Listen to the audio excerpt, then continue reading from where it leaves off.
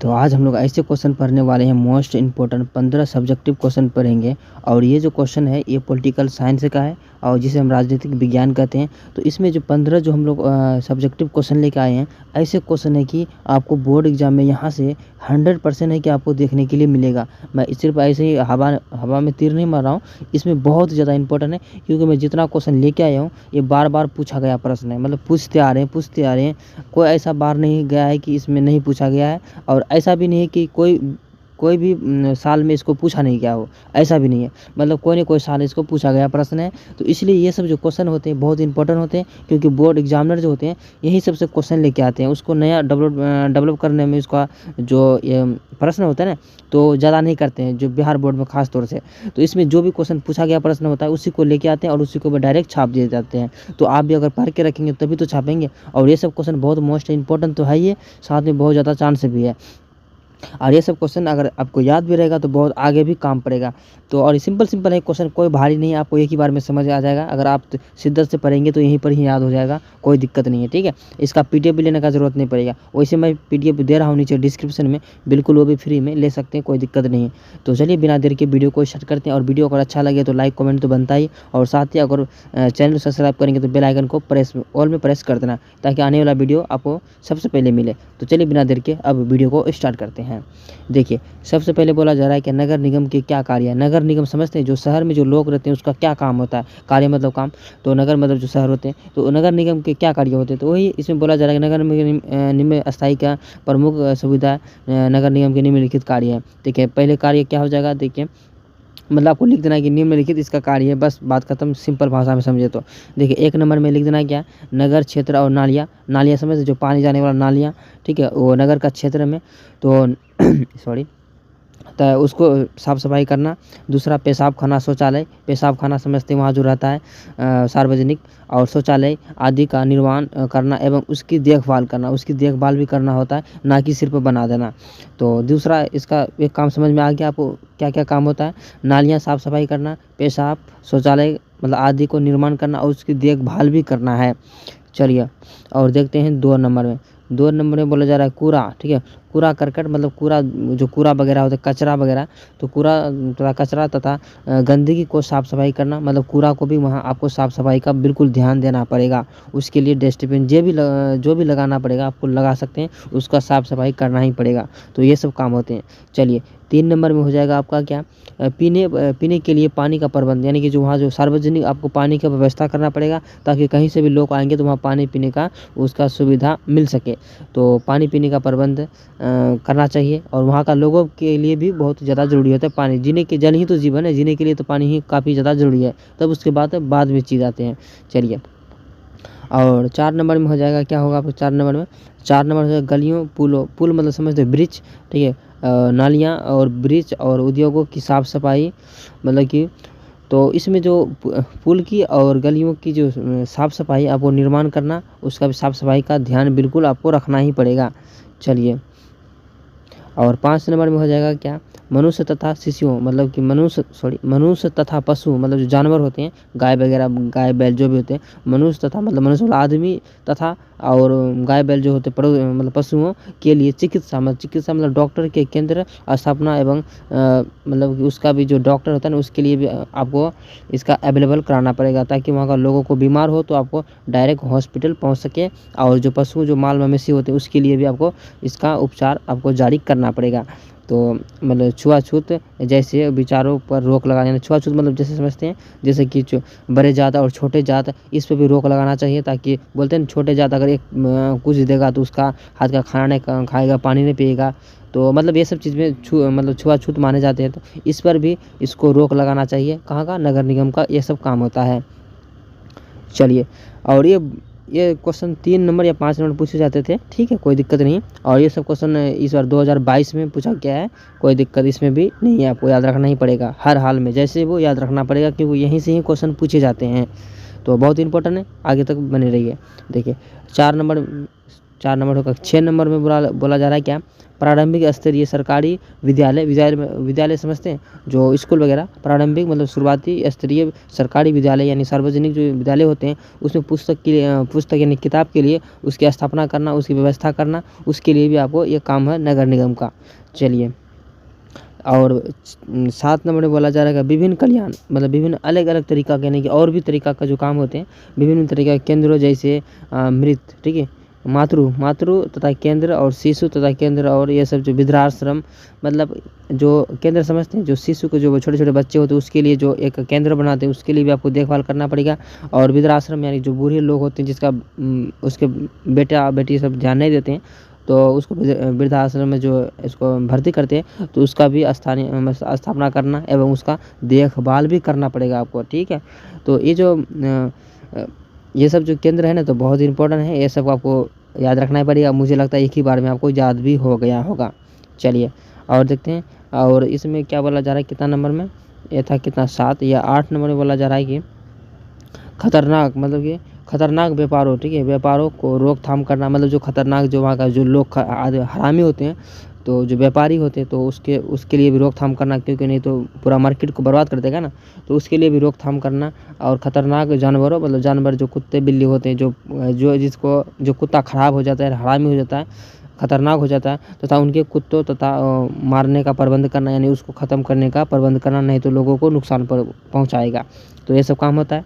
चलिए, और 9 नंबर में बोला जा रहा है क्या, मतलब दुग्धशाला, ठीक है, दुग्धशाला की स्थापना एवं उनकी प्रबंध करना।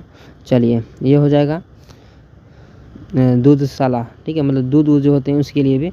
और चलिए, और कितना नंबर 10 नंबर में बोला जा रहा है क्या, इसमें बोला जा रहा है 10 नंबर में आग बुझाने का प्रबंध करना। जो आग होते हैं फायर, क्या बोलते हैं, फायर बोलते हैं ना उसको, तो फायर वाले को उसका भी प्रबंध करना यानी उसके लिए भी उसको अवेलेबल करना ही पड़ेगा। जो शहर में आग लगती है, यहाँ तो गांव में आग लगते हैं तो बाल्टीन पानी लेके लोग बुझा देते हैं आग, लेकिन वहाँ पर कैसे बुझाएंगे, वहाँ तो बाल्टी से काम नहीं चलने वाला ना, वो बिल्डिंग पे लगते हैं तो उसमें एक फायर आते हैं ताकि बुझाने के लिए, तो उसके लिए उसका भी काम होता है, नगर निगम का ही काम होता है। चलिए और देखते हैं मतलब 11 नंबर में, इसमें 11 नंबर में बोला जा रहा है क्या, मनोरंजन गृह का प्रबंध करना। यानी मनोरंजन मतलब जो आर्टिस्ट वगैरह होते हैं जो मनोरंजन जने की फूल पत्ती जो वहाँ का पार्क वगैरह में जो भी कुछ एडवांस जो भी मनोरंजन के लिए करेंगे गृह मतलब घर होता है, तो वो सब जो चीज़ें होती हैं तो उसका भी आपको ध्यान देना पड़ेगा नगर निगम का। यानी कि लोगों जो आएंगे दूर से तो कुछ तारीफ़ करके जाना चाहिए ना कि हाँ वहाँ चीज़ ये देखिए बहुत अच्छा लगा। अगर ख़राब चीज़ बनाएंगे तो ख़राब ही तारीफ़ होगा ना, तो वहाँ के लोगों को भी फ़ायदा है। तो यानी कि मनोरंजन के लिए भी प्रबंध करना। चलिए, और जन्म मृत्यु और पंजीकरण का प्रबंध करें, यानी जन्म कितना हुआ और पंजीकरण यानी उसका भी, जन्म मृत्यु यानी मरा कितना उसका भी, इसका पंजीकरण का प्रबंध करना। और चलिए, और इसमें नगर का गणना करना मतलब कि जनसंख्या गिनती करना। और ये जो नहीं बाज़ारों का निर्माण करना, जो एक बाज़ार पुराना हो गया यानी उससे एक अलग बाज़ार बनाओ ताकि व्यापारियों को ज़्यादा से बेहतर से लाभ मिल सके। चलिए, और आगे बोला जा रहा है नगरों में बस चलवाना, यानी कि बस इलेक्ट्रिक बस चलेंगे तो और भी बेहतर होगा। नहीं तो इलेक्ट्रिक बस चलाने से ये होता है कि सरकारी चीज़ में फ़ायदा होता है लोगों को, क्योंकि सबके लिए होता है तो उसमें तो पैसा कम लग भी करता है ना। तो ये सब यानी गाड़ी मोटर कम चलाओ, बस में ज़्यादा ट्रेवल करने के लिए बोल रहा है। और इसमें बोला जा रहा है क्या, और आगे बोला जा रहा है लास्ट इसमें शमशानों एवं और कब्रिस्तानों, यानी शमशान या कब्रिस्तान जो मुसलमान के लिए कब्रिस्तान होते हैं और हिंदू के लिए शमशान होते हैं, तो शमशानों एवं कब्रिस्तानों की देखभाल करना, यानी उसके भी देखभाल आपको करना ही पड़ेगा, नगर निगम का एक काम है। चलिए, और आगे बोला जा रहा है क्या, गृह उद्योग तथा सरकारी भंडारों की स्थापना करना। यानी सरकारी भंडारों मतलब जो भंडार समझते, भंडार जो लंगर बोलते हैं, लंगर, तो उसी का जो खाना का प्रबंध, यानी गरीब लोग छोटे छोटे लोग होते हैं तो उसके लिए भी खाना का प्रबंध करना। ये सब जो चीज़ें तो होता है ना, तो नगर निगम का होता है, ठीक है, ये सब चीज़ नगर निगम के लिए ही होता है। चलिए अब 2 नंबर देख लेते हैं। चलिए 2 नंबर में बोला जा रहा है कि ये भी बहुत ज़्यादा इंपॉर्टेंट है, VVI जितना लगाऊँ उतना कम है, बस एक ही बात मैं बोलते जाऊँगा। चलिए, इसमें बोला जा रहा है क्या, जिला परिषद के गठन को संक्षिप्त में लिखे। तो देखिए इसका आंसर भी देखते हैं, बहुत इंपॉर्टेंट है। चलिए इसमें बोला जा रहा है क्या, जिला परिषद की संरचना के निम्नलिखित होगी। तो देखिए निम्नलिखित में कौन कौन सी है। एक नंबर में आपको लिख देना है क्या, जिला परिषद के क्षेत्रीय निर्वाचक क्षेत्रों में सीधे चुने किए जाते हैं, मतलब सीधे चुने जाते हैं, क्षेत्रीय निर्वाचक क्षेत्रों से सीधे चुने जाते हैं, ये हो गया एक नंबर में। 2 नंबर में हो जाएगा क्या आपको, जिले के सभी पंचायत समिति के प्रमुख हैं, ये भी बिल्कुल सही बात है, इसको भी याद रखना है। और आगे बोला जा रहा है लोकसभा और राज्य और विधानसभा के वैसे सदस्य जो जिले के किसी किसी भाग या पूरे जिले का प्रतिनिधित्व करते हैं और इनका निर्वाचक क्षेत्र जिले के अंतर्गत पड़ता है। चलिए आपको याद हो ही गया होगा। और चलिए और 4 नंबर में बोला जा रहा है क्या, राज्यसभा और राज्य विधानसभा के वैसे सदस्य जो जिला अंतर्गत निर्वाचक के रूप में पंजीकृत होते हों। ठीक है, ये भी हो जाएगा आपका। चलिए और आगे थोड़ा सा देख लेते हैं। जिला परिषद के सभी सदस्य जिला परिषद के बैठकों में मतदान करने का अधिकार करता होगा। और देखिए लेकिन अध्यक्ष या अध्यापक के निर्वाचन या हटाए जाने पर संबंध में अपराधा। ठीक है, अपराधा। चलिए 1 नंबर में देख लेते हैं, इसमें खंड क्या बोला जा रहा है। खंड ए में का नंबर जगह क्या, अंतर्गत निर्वाचक के सदस्यों के ही मतदान अधिकार होगा और निर्वाचित सदस्य के संबंधों जिले के और दंडाधिकारी मतलब जो दंड देते हैं दंडाधिकारी जिला का गजट में और अधिसूचना प्रकाशित करके जिले का कुल जनसंख्या को ध्यान में रखते हुए, और ये सब जो ध्यान में रखते हुए संख्या, और बोला जा रहा है क्या, यथासंभव और प्रति 50,000 की जनसंख्या के निकटतम मतलब उसके करीब निकटतम एक सदस्य के हिसाब से जिला परिषद के क्षेत्रीय निर्वाचन क्षेत्रों ऐसे सीधे चुने जाते हैं। और कौन, सदस्य की संख्या सदस्य की संख्या निर्वाचक कर सकेगा, और एक प्रत्यक्ष क्षेत्रीय निर्वाचन क्षेत्रों में सीधे चुनाव द्वारा एक सदस्य का चुनाव किया जाता है। तो ये था कुछ इसमें डिटेल्स। ठीक है, तो इसको याद रखना है। चलिए और 3 नंबर में देख लेते हैं। 3 नंबर में बोला जा रहा है क्या, संघात्मक। ठीक है, संघात्मक राज्य की 4 प्रमुख विशेषताएं बताइए। कितना, 4। देखिए संघात्मक राज्य में की 4 विशेषताएं निम्नलिखित है। पहले नंबर में 1 नंबर में आपको लिख देना है क्या, राष्ट्रीय एकता में वृद्धि, चूंकि और संघात्मक शासन का निर्वाचन अनेक इकाइयों से सहयोग से होता है, इसलिए विभिन्न इकाइयों और पारस्परिक एकता मतलब एकजुट एकता के रूप सूत्र में बढ़ जाती है, और अध एवं संघीय व्यवस्था छोटे छोटे राज्यों को एक सूत्र में बांटती है, और इससे विभिन्नताओं के बीच एकता स्थापित होती है, जिससे राष्ट्रीय एकता में वृद्धि होती है। ये हो गया 1 नंबर। चलिए 2 नंबर में देख लेते हैं। इसमें बोला जा रहा है कि क्षेत्रीय संस्था मतलब कि क्षेत्रीय स्वतंत्रता संघात्मक शासन व्यवस्था के केवल राष्ट्रीय एकता की वृद्धि ही नहीं करती है, और वरन इसकी विभिन्न इकाइयों तथा राज्यों के क्षेत्रीय स्वतंत्रता भी रहती है। छोटे छोटे राज्य एकता के पारस्परिक रूप से बांटकर अपनी क्षेत्रीय स्वतंत्रता बनाए रहते हैं। वे जिस पर सबल केंद्रीय स्थापना करते हैं, और वह उनकी स्वतंत्रता की रक्षा करता है और संकट में उसकी सहायता करती हैं। चलिए 3 नंबर में बोला जा रहा है क्या, एक जग जागरूकता, चूँकि संघात्मक शासन की मतलब शक्ति है और विकेंद्रित रहती है, मतलब शक्ति रहती है। इनकी जनता शासन में भाग लेने का अधिक समय मिलता है। इससे जनता अपने राजनीतिक तथा सामाजिक अधिकारों से और परिचित रहती है, इसलिए इसे लोकतांत्रिक प्राण कहा जाता है। चलिए अब 4 नंबर में देख लेते हैं। इसमें बोला जा रहा है क्या, मतलब उत्तरदायी शासन की स्थापना, संघात्मक शासन व्यवस्था के अधिकारों का विभाजन केंद्र विभिन्न इकाइयों से रहता है, इसलिए केंद्र इकाइयों अपना उत्तरदायित्व समझकर शासन के प्रति उत्तरदायी रहती है। चलिए 4 नंबर अब देख लेते हैं।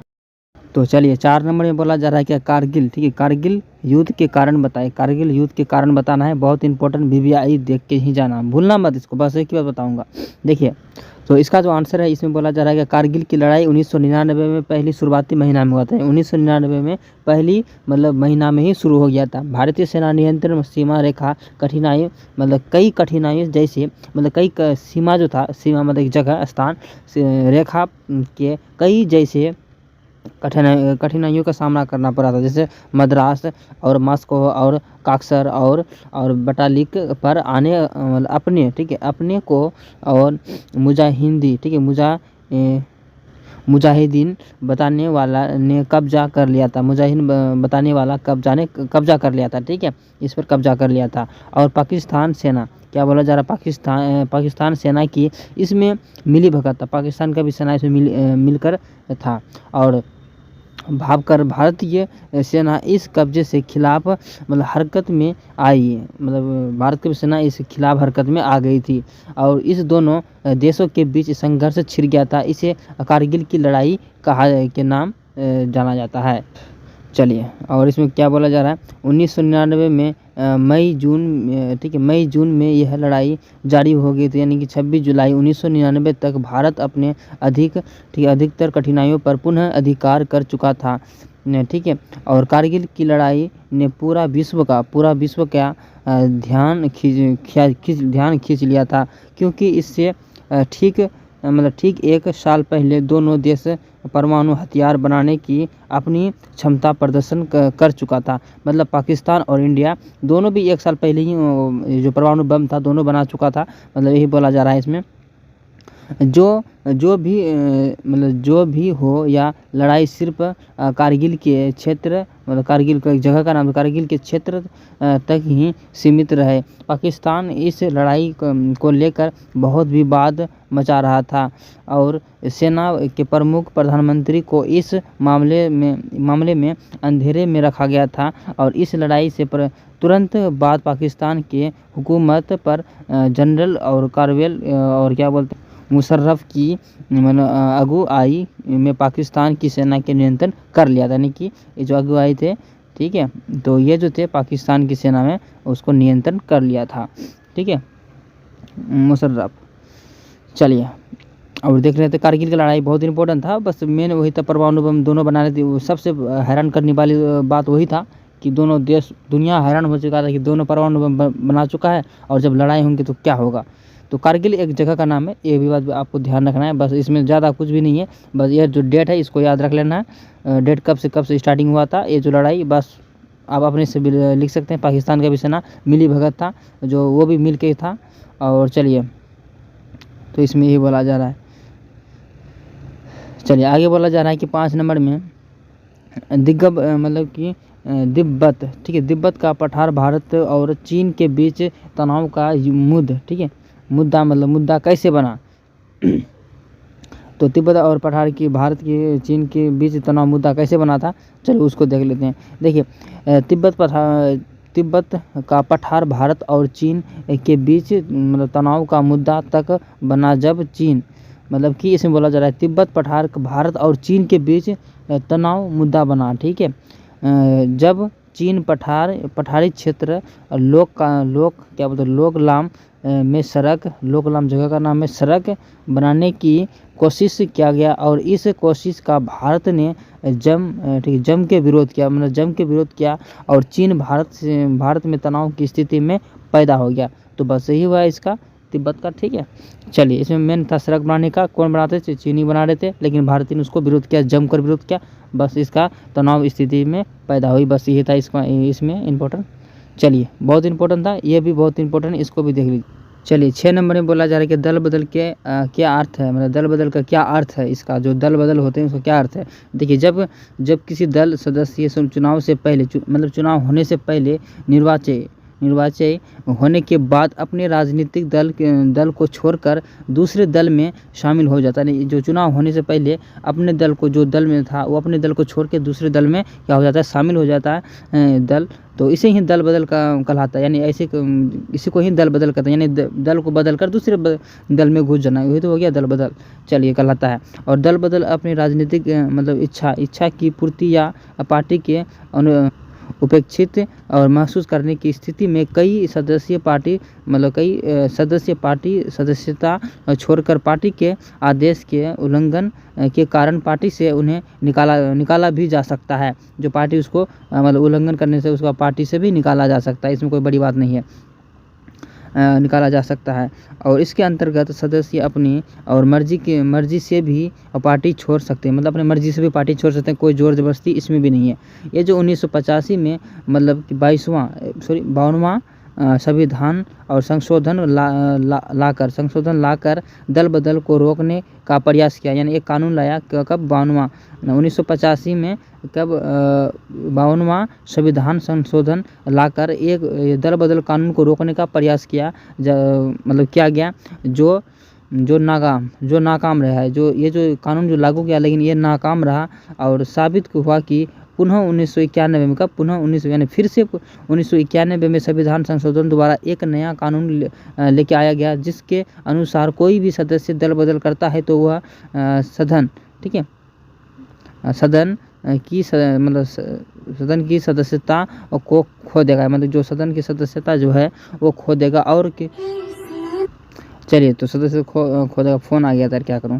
चलिए, और बोला जा रहा है इसमें किसी भी राजनीतिक पद के लिए आयोग होना और अध्यक्ष के फैसला इस मामले में केवल अंतिम माना जाएगा।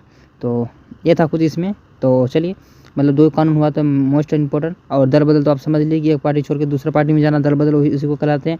और जो पहला दल बदल के इसको अपनी इच्छा से भी जा सकते हैं, और इसका उल्लंघन करेंगे तो वो आप दल से भी निकाला जा सकता है। और ये सबसे पहला 1985 में, उसके बाद 1991 में इसको स्थापित किया गया था। बहुत ही इंपॉर्टेंट था, मतलब 1991 में फाइनल हुआ था। चलिए, और देखते हैं 7 नंबर में बोला जा रहा है क्या। 7 नंबर में बोला जा रहा है कि हरित क्रांति के किन्हीं 2 सकारात्मक परिणाम लिखे। तो हरित क्रांति, सबसे पहले आप यह समझिए, हरित क्रांति जो है ना एक फसल पर हुआ था, जिसमें सबसे फायदा गेहूं का हुआ था। तो हरित क्रांति मतलब ये हुआ था जैसे कि बांध बनाकर पानी खेतों तक पहुंचाना और वहाँ सर्व सुविधाएं खाद्य पदार्थ के लिए लोगों को जारी किया गया था। बस यही था। आप चलिए पढ़ के बताता हूँ मैं।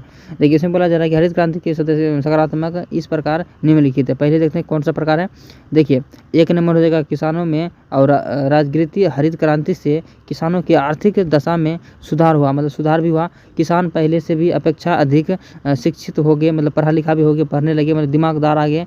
और तथा इनकी राजनीति की भागीदारी बड़ी, मतलब कि जो भागीदारी जो था उसका काफ़ी बढ़ गया था। तो ये हो गया 1 नंबर। अब 2 नंबर में लिखना क्या, किसानों से संगठन। हरित क्रांति के बाद किसान की आर्थिक दशा सुधरी एवं उसमें और संगठनात्मक एकता की भावना का विकास हो गया। चलिए, तो ये था कुछ इसमें हरित क्रांति में। 2 ही पॉइंट लिखने के लिए बोल रहा था। अगर आपको 5 नंबर में यानी लॉन्ग क्वेश्चन पूछेगा तो आपको सारी चीज़ें लिखना ही पड़ेगा आपको। तो ये 2 नंबर वाला था तो कोई दिक्कत नहीं, ये बस 2 पॉइंट लिख दीजिए, काम हो गया। चलिए, ये भी था इम्पोर्टेंट है। ये सिलेक्टेड क्वेश्चन जितना मैं बता रहा हूँ सबका सब सिलेक्टेड क्वेश्चन है।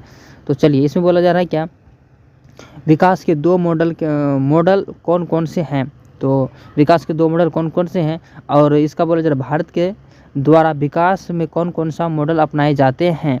तो देखिए, इसमें हो जाएगा कि वर्तमान विश्व में विकास के लिए 2 मॉडल यानी कि उदारवाद और पूंजीवाद, यानी 2 मॉडल हो गया। कितना मॉडल हो गया, 2 मॉडल हो गया, एक उदारवाद और एक पूंजीवादी मॉडल। और एवं समाजवादी मॉडल का प्रचलन स्वतंत्रता प्राप्ति के बाद भारत में विकास के लिए ज्वादी विकास मॉडल के अपनाए गए थे। तो इस मॉडल का नाम क्या था, ज्वादी विकास मॉडल को अपनाए गए थे। ठीक है, किसके बाद, स्वतंत्रता प्राप्ति के बाद, मतलब स्वतंत्र हो जाने के बाद इसको अपनाए गए थे।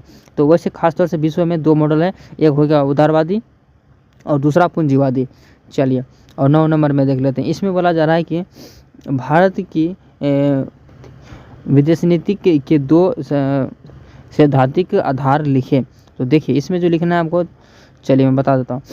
तो भारत में नीति के किन्हीं 2 सूत्रों का वर्णन इस प्रकार करें। तो देखते हैं किस प्रकार करते हैं। और शीत युद्ध के दौरान प्रधानमंत्री नेहरू ने गुट निरपेक्षता की नीति अपनाई गई। इसकी गुट निरपेक्षता की नीति अपनाई गई। इसके स्वतंत्र विदेशी नीति भी कहा जाता है। नेहरू उत्तरदायी, ठीक, उत्तराधिकारियों ने इस नीति का अनुकरण किया गया। इसके 2 प्रमुख सूत्र हैं। 1 नंबर में लिखना है क्या, अंतर्राष्ट्रीय शांति सुरक्षा सहयोग में विश्व में सभी देशों के साथ रहना, ठीक है, ये हो गया। और 2 नंबर में क्या हो जाएगा आपको, 2 नंबर में लिखना है कि निश्चित अवधि के भीतर, मतलब निश्चित अवधि यानी एक निश्चित टाइम के अवधि के भीतर और निःस्त्री, ठीक है, निःशस्त्रीकरण का लक्ष्य, ठीक है, लक्ष्य पूरा मतलब करना, या लेकिन संरचनात्मक, ठीक है, रचनात्मक कार्यों के लिए परमाणु ऊर्जा का विकास करना होगा, ठीक है। तो ये था इसमें कुछ डिटेल्स जो आपको याद रखना पड़ेगा। थोड़ा सा कहीं पे मिस्टेक होता है ना, वो होता है टाइपिंग के लिए होता है, तो जैसे कि पढ़ रहा हूँ तो उसमें ध्यान पड़ता है तो उसको थोड़ा कवर करने में दिक्कत होता है, लेकिन मैं फिर आपको पीछे से मैं बता देता हूँ, कोई दिक्कत नहीं। जो भी क्वेश्चन ऐसे सेम लिख देंगे बिल्कुल परफेक्ट, आपको एक भी नंबर नहीं कटेगा। चलिए, और 10 नंबर में देख लेते हैं। इसमें बोला जा रहा है क्या अस्थायी, ठीक है, स्थानीय व्यवस्था से आप क्या समझते हैं, स्थानीय व्यवस्था से आप क्या समझते हैं। देखिए, स्थानीय मामलों का प्रबंध या स्थानीय लोगों द्वारा ये जाना चाहिए। वे अपनी संख्या को जानते हैं कि तथा और कुशलतापूर्वक उनका प्रबंध कर सकते हैं। इसलिए ग्राम और कस्बा व जिला स्तरों के स्थानीय प्रशासन की इकाइयों में स्थापित की जाती है, जब जनता द्वारा निर्वाचित और प्रतिनिधित्व इन संस्थाओं का संचालन करते हैं। चलिए, और तो इस स्थानीय स्वशासन कहते हैं, उसे क्या कहते हैं, स्वशासन कहते हैं। और राज्य की सरकार द्वारा बनाई गई कानूनों या आदेशों के अनुसार स्थानीय शासन के और निकायों का गठन होता है और वे अपना काम करते हैं। तो ठीक है, ये था इसमें कुछ डिटेल्स जो आपको याद रखना पड़ेगा। चलिए, और 11 नंबर में देखते हैं। इसमें बोला जा रहा है कि एकात्मक, ठीक है, एकात्मक व्यवस्था से आप क्या समझते हैं।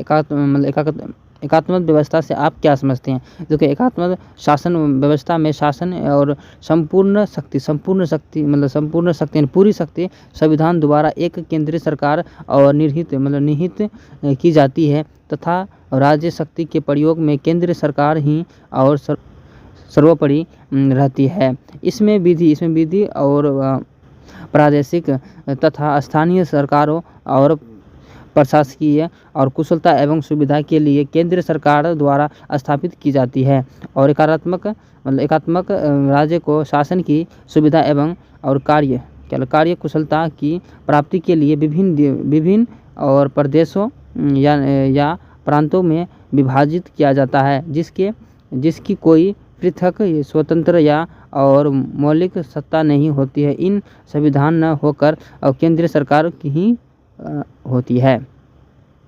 तो चलिए, और देखते हैं 12 नंबर में क्या बोला जा रहा है। 12 नंबर में बोला जा रहा है कि स्वतंत्रता से आप क्या समझते हैं। देखिए, स्वतंत्रता का तात्पर्य बाहरी प्रतिबंधों का अभाव और ऐसा ही स्थिति का होना जिसमें लोग अपनी प्रतिभा विकास कर सके।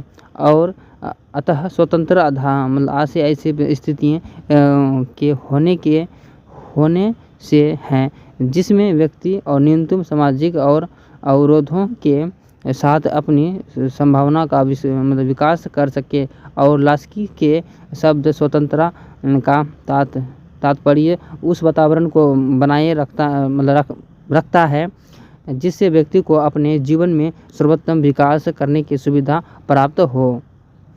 चलिए, 13 नंबर में बोला जा रहा है। इसमें क्या बोला, देखिए, इसमें देखिए, स्वतंत्रता के ठीक बाद भारत द्वारा सामना की गई किन्हीं 2 प्रमुख चुनौतियों का उल्लेख करें। देखिए, आंसर में लिखना है, स्वतंत्रता के ठीक बाद भारत द्वारा सामना की गई किन्हीं 2 प्रमुख चुनौतियां निम्नलिखित है। देखिए, पहला 1 नंबर में आपको लिख देना है क्या, राष्ट्र की एकता और, ठीक है, और अखंडता को रखना, मतलब राष्ट्र की एकता अखंडता को रखता है।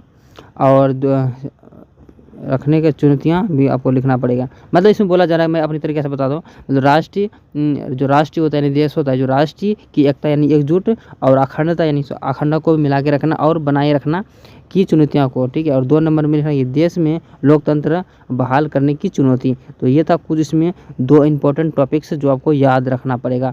तो इसमें आज जो था ना, तो 13 क्वेश्चन था जो कि बिल्कुल इम्पोर्टेंट था। आप लोग को, आई होप आपको लोग को याद हो गया है। अगर नहीं हुआ तो आप दोबारा देखिए, इसको याद कीजिए। चलिए मिलते हैं नेक्स्ट वीडियो में, तब के लिए इस वीडियो के लिए यहाँ तक। और वीडियो साफ काफ़ी ज़्यादा इम्पोर्टेंट था, मैं अभी भी बोल रहा हूँ, ठीक है। ओके।